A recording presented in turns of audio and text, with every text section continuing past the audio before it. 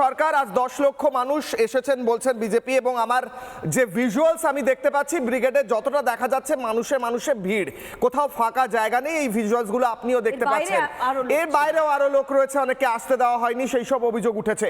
প্রধানমন্ত্রী মোদী বললেন, নরেন্দ্র মোদী বললেন কাউন্টডাউন শুরু হয়ে গিয়েছে। স্যার, কাউন্টডাউন শুরু হয়ে গিয়েছে, তবে কি এবার তল্পা গোটানো শুরু হয়ে গিয়েছে নবান্নে? বলুন।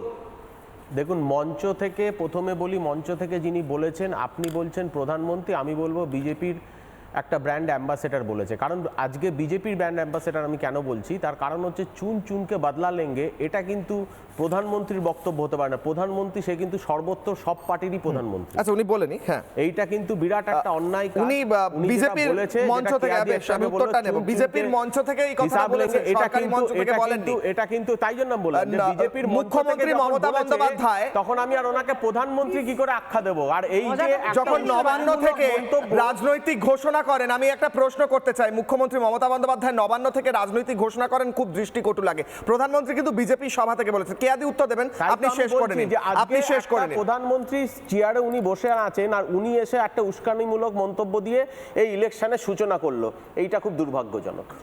উত্তর দিন। সুদীপ্তদা, আপনার ভয় পাওয়ার কারণ নেই, কারণ আপনি তো যতদূর জানি দুর্বিনীত নন, এই যারা পাথর ফেলেছে এরকম গুন্ডা আপনি নন, শুধু আপনার ভয় পাওয়ার কারণ নেই।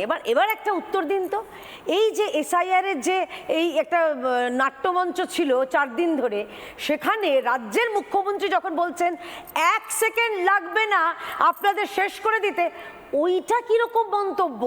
ওইটা উস্কানিমূলক মন্তব্য নাকি উস্কানিমূলক মন্তব্য নয়? রাজ্যের মুখ্যমন্ত্রীকে আমি বলছি, রাজ্যের মানুষ 1 সেকেন্ড লাগবে না আপনাকে বর্তমান মুখ্যমন্ত্রী থেকে প্রাক্তন মুখ্যমন্ত্রী করে দিতে। পাল্টা উল্টো দিলে পাল্টা হবে। না সুদীপ্ত বাবু, আমি কাজী মাসুম আক্তারের কাছে যাওয়ার আগে আরো একবার জিজ্ঞেস করছি, এই ভিড় দেখে নবান্নের 14 তলায় কি কোথাও একটা মনে হচ্ছে যে এবার হয়তো যাওয়ার সময় এসেছে? মনে হচ্ছে কি এই ভিড়গুলো দেখে? আপনার কি মনে হয়? একদম নিউট্রালি বলুন স্যার, আপনি তো আইনজীবী। বিশ্বাস করতে হবে, আমিও বিশ্বাস করি 1998 থেকে তৃণমূলের কিন্তু 21শে জুলাইতে কন্টিনিউ ভিড় হয়েছে, কিন্তু ভোট ব্যাংকে এসে কিন্তু সরকারে এসছে 2011 সালে।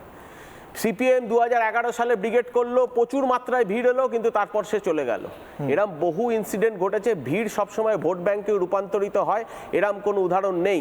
যারা মনে করে quantity is not the matter, quality matter, যদি সত্যি আগামী দিনে যদি বিজেপি সেই জায়গায় নিজেকে মানুষের কাছে পৌঁছে দিতে পারে, তাহলে নিশ্চয়ই কোয়ালিটির নিরিখে তারা ভোটে জিততে পারে। কিন্তু এই মুহূর্তে আপনাকে কোয়ান্টিটির ওপর যদি আপনি ভরসা করেন যে শুধু এই ব্রিগেডটা ভিড় হয়েছে বলে সরকারে আসছে, তাহলে মানে এটা অস্বীকার করার জায়গা নেই। উদাহরণ আছে, বেশ ভালো লাগলো। 21শে জুলাইতে ভরা ভিড়, তারপরও তৃণমূল সরকার না, অনেক সময় শুনেছি ভিড়ই তো হয়নি, ফাঁকা চেয়ার। আপনাদেরই মানে তৃণমূলের একজন মুখপাত্র চেষ্টা করেছিলেন, একদম শুরু হওয়ার আগেই তিনি হয়তো গিয়ে কয়েকটা ছবি তুলতে গেছিলেন, সেটাও ভালো প্রথম কথা। 2 নম্বর হচ্ছে আজকে বিজেপিকে দেখা যাচ্ছে 10,000 কোটি টাকা তারা অ্যাকাউন্টে আজকে তাদের পার্টি অফিসের অ্যাকাউন্ট ফান্ডে আছে। তাহলে কি সেটা দুর্নীতিমুক্ত? হঠাৎ করে 2014 সালের পর থেকে, তার আগে কিন্তু এটা ছিল না। 2 নম্বর কথা হচ্ছে এখনকার বর্তমান রাজনৈতিক পরিস্থিতিতে ইলেকশনের যে খরচ বেড়ে গেছে, এখন করাপশনটা হয়ে গেছে নিউ নর্মাল। এটা হচ্ছে নিউ নর্মাল, এইটা থেকে বেরোতে পারছে না ভারতবর্ষ। এইটা থেকে বার করতে পারে একমাত্র যারা সেন্ট্রাল গভর্নমেন্টে বসে আছে, তাদেরই ক্ষমতা আছে এই নিউ নর্মাল থেকে বার করা। কারণ এই করাপশনের জন্য আজকে যে ইলেকশনে যে খরচ, যে প্রতিমাত্রা বেড়ে যাচ্ছে, যেটা অটল বিহারী বাজপেয়ী 20 বছর আগে বলে গেছিল যে ইলেকশনের খরচ যদি এইরকম ভাবে সেন্ট্রাল গভর্নমেন্টে একমাত্র ক্ষমতা আছে, তাহলে সেই সরকারটাই চলে আসে এখানে। 30 সেকেন্ড উত্তর হয়েছে, রাজ্য সরকারের ক্ষমতা নেই, যখন ছেড়ে দিক। আমি ধন্যবাদ জানাচ্ছি সুদীপ্ত বাবুকে, উনি খেয়ালে বা বেখেয়ালে আসল কথাটাই বলেছেন, সত্যি কথাই। এই দুর্নীতি মুক্ত পশ্চিমবঙ্গ করতে হলে একমাত্র এবং ভরসা হচ্ছে, আরে আমাকে 30 সেকেন্ড বলতে দেন, প্লিজ। অসভ্যতামি করছেন কেন? আপনাকে একটু প্রশংসা করেছি বলে মাথায় উঠে গেছেন নাকি? বিষয়টা হচ্ছে আমার কাউন্টার একটু সময় দিতে হবে। পশ্চিমবঙ্গকে দুর্নীতি মুক্ত করতে গেলে একমাত্র দরকার এখানে ভারতীয় জনতা পার্টির সরকার।